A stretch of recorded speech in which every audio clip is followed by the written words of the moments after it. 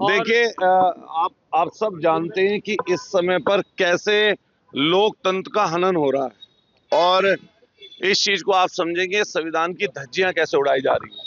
अगर विपक्ष शांतिपूर्वक तरीके से अपनी किसी विषय पर बात रखता है तो उसको किस तरीके से प्रताड़ित किया जाता है और किस तरह की मर्यादा, किस तरह की भाषा का इस्तेमाल हो रहा है। जहां देश में आप देखेंगे और देश के स्तर पर देखेंगे तो कैसी अमर्यादित भाषा, जिन्होंने संविधान दिया, जिन्होंने दबे कुचले लाचार शोषित वंचित पीड़ित वर्ग को एक ऐसा दस्तावेज दिया जिनसे उन्हें इंसाफ मिलने का काम हुआ, उनके साथ इस तरह का व्यवहार और इस तरह की भाषा बोलना मैं समझता हूं कहीं शोभनीय नहीं है।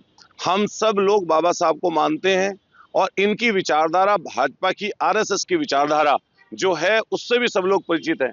यहाँ तक कि प्रकाश अंबेडकर जी ने भी कल कहा कि आरएसएस हमेशा से बाबा साहब भीमराव अंबेडकर साहब की विचारधारा के विरोध में रही है, खिलाफ में रही है।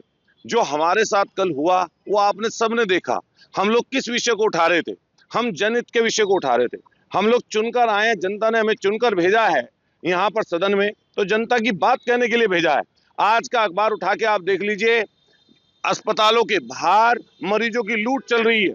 कोई बड़ा अखबार उठा के देख लीजिए, मरीजों को लूट के ले जाया जा रहा है इनकी नाक के नीचे। हम पूछना चाहते हैं स्वास्थ्य मंत्री से, डिप्टी चीफ मिनिस्टर हैं, जो झांसी का कांड हुआ, जो झांसी में बच्चे, हमारे नवजात बच्चे की मौतें हुई, अगर हम उसकी बात नहीं उठा सकते सदन में तो क्या हम लोग बोलेंगे? अगर हम ये नहीं कह सकते डॉक्टरों की कमी है, प्राइवेट अस्पतालों में लूट है, दवाई के नाम पर, जांच के नाम पर, फीस के नाम पर, और आप किसी आम आदमी से रास्ते चलते से पूछ लीजिए कि सरकारी अस्पतालों की दुर्दशा क्या है। यहाँ तक कि कई सौ मरीज 3-3 दिन तक, 4-4 दिन तक यहाँ इनकी नाक के नीचे, जहाँ केजीएमयू है, जहाँ पे लोहिया इंस्टीट्यूट है, यहाँ पे कैंसर इंस्टीट्यूट इतना बड़ा माननीय अखिलेश यादव जी ने दिया, लेकिन उसको बर्बाद करने का काम इन्होंने बनाया नहीं आज तक। अभी झांसी का जहां मैं जिक्र कर रहा हूँ, 500 बेड का अस्पताल माननीय अखिलेश यादव जी ने दिया था, आज तक ये उसको चला नहीं पाए। तो ऐसी स्थिति में खुद सोच के देखिए आप कि हम अगर उस आवाज को उठाते हैं तो हमारी आवाज को दबा रहे हैं, लेकिन ये आवाज दबेगी नहीं। जनता ने चुनकर भेजा है, हमारी फर्स्ट एंड लास्ट प्रायोरिटी जनता है। हम जनता के लिए हैं, जनता के लिए लड़ेंगे, और अगर जान भी चली जाएगी जनता के लिए तो वो भी देने का काम। माननीय अखिलेश यादव जी के नेतृत्व में, माननीय अखिलेश यादव जी ने, राष्ट्रीय अध्यक्ष जी ने आज मीटिंग बुलाई है, हम लोग उसमें शामिल होने जा रहे हैं। पार्टी की तरफ से समय समय पर जो दिशा निर्देश मिलते हैं हम सब लोग उनको मानते हैं। अभी जो दिशा निर्देश पार्टी की तरफ से होगा उस पर हम लोग लड़ाई लड़ेंगे। तो हमारा मुद्दा नहीं, हमारी विचारधारा है वो, उसी विचार पर हम लोग आगे बढ़ रहे हैं।